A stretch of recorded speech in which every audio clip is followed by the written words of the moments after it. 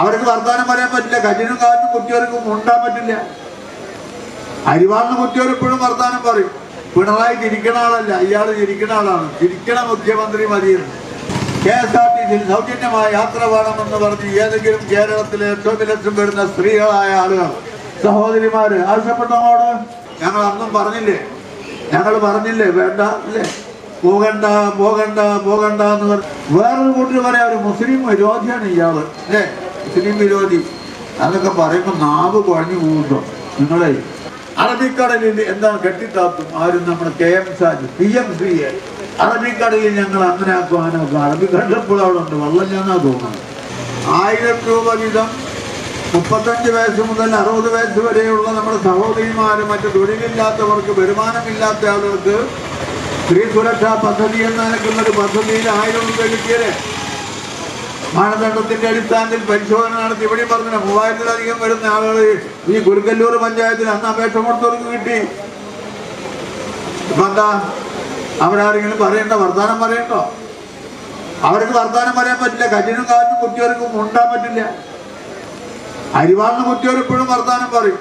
ഞങ്ങൾ അന്നും പറഞ്ഞില്ലേ, വേണ്ട അല്ലേ, പോകണ്ട പോകണ്ട പോകണ്ട എന്ന് പറഞ്ഞവര് വേണ്ട വേണ്ട വേണ്ട എന്ന് പറഞ്ഞു. പക്ഷെ മാറ്റം ഇല്ലേ, വായം പൊളിച്ചിരുന്നാ മതി. സതീശൻ മുഖ്യമന്ത്രി നന്നായി ചിരിക്കും. ഇപ്പൊ ചിരിയില്ല, ചിരി നിർത്തിങ്ങളാ തോന്നുക. ആദ്യത്തെ കുറച്ച് സമയം നല്ല ചിരി ഉണ്ടായിരുന്നു. പിണറായി ചിരിക്കണ ആളല്ല, ഇയാൾ ചിരിക്കണ ആളാണ്. ചിരിക്കണ മുഖ്യമന്ത്രി മതിയെന്ന്. ചിരിക്കണ മുഖ്യമന്ത്രി വന്നു. സ്ത്രീ സുരക്ഷാ പദ്ധതി ഇല്ല, 1000 രൂപ കിട്ടിയിരുന്ന ആളുകൾ നിഷേധിക്കപ്പെട്ടു. അതുപോലെ തന്നെ കണക്കിട്ട് വർക്ക് എന്ന് പറഞ്ഞ് ചെറുപ്പക്കാരായ കുട്ടികൾക്ക് മാസം 1000 രൂപ 5 ലക്ഷം ആൾക്ക് കിട്ടിയിരുന്നു.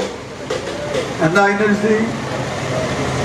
അപ്പോഴാണ് പറയുന്നത് ഞങ്ങൾ സ്ത്രീകളുടെ സൗജന്യമായ യാത്ര നിങ്ങളോട് ആരെങ്കിലും ചോദിച്ചിരുന്നോ? KSRTC സൗജന്യമായ യാത്ര വേണമെന്ന് പറഞ്ഞ് ഏതെങ്കിലും കേരളത്തിലെ ഏറ്റവും ലക്ഷം വരുന്ന സ്ത്രീകളായ ആളുകൾ, സഹോദരിമാര് ആവശ്യപ്പെട്ടോട് നിങ്ങളോട് ആവശ്യപ്പെട്ടില്ലല്ലോ. നിങ്ങൾ അങ്ങോട്ട് പറഞ്ഞതല്ലേ ഇന്ദിരാ ഗ്യാരണ്ടി എന്ന് പറഞ്ഞത്. നിങ്ങൾ വീട് വിടാൻ നടന്ന് പറഞ്ഞതല്ലേ.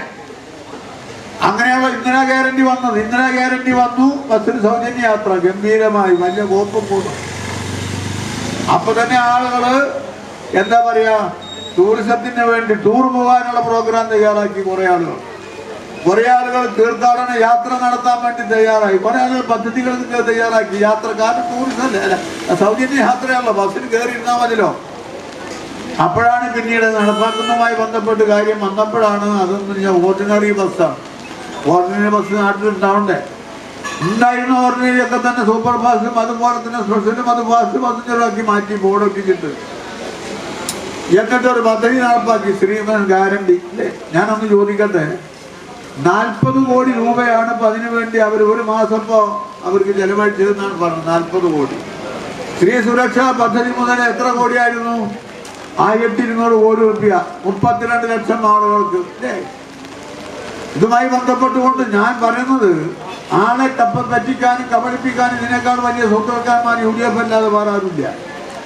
40 കോടി രൂപ ഒരു മാസം ഈ സ്ത്രീകൾക്ക് സൗജന്യമായ യാത്ര കൊടുത്തു എന്ന് പറയുമ്പോൾ 1200 കോടി രൂപ ഒരു മാസത്തിന്റെ പ്രയോജനം ഈ സ്ത്രീ സുരക്ഷാ പദ്ധതികൾക്ക് ഉണ്ടായിരുന്നു.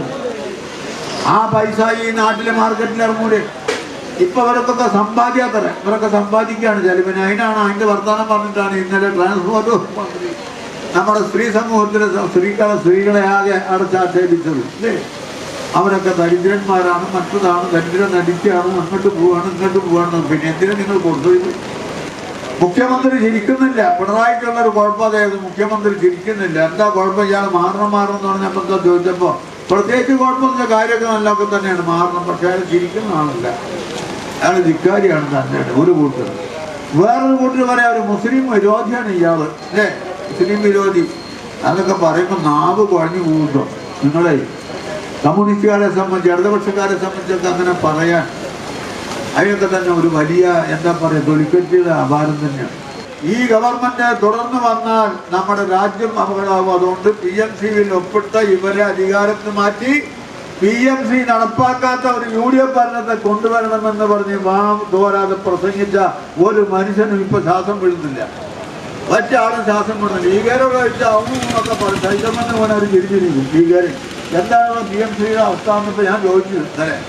BMCയുടെ അവസ്ഥ എന്താണ്? അതൊന്നും വരണ്ടാന്ന് സൈക്കിൾ മഞ്ഞ വേണമെന്നല്ല ഒരു ചിരി. ആ ഒരു ചിരിയേറ്റിരാമെന്നൊക്കെ പറയണം അല്ലേ? അറബിക്കടലിൽ എന്താണ് കെട്ടിത്താത്തും ആരും നമ്മുടെ KM സാജ് PMCയെ അറബിക്കടലിൽ ഞങ്ങൾ അങ്ങനെ ആക്കുവാനൊക്കെ അറബിക്കടൽ എപ്പോഴും അവിടെ ഉണ്ട്, വെള്ളം ഞാനാ തോന്നുന്നത്.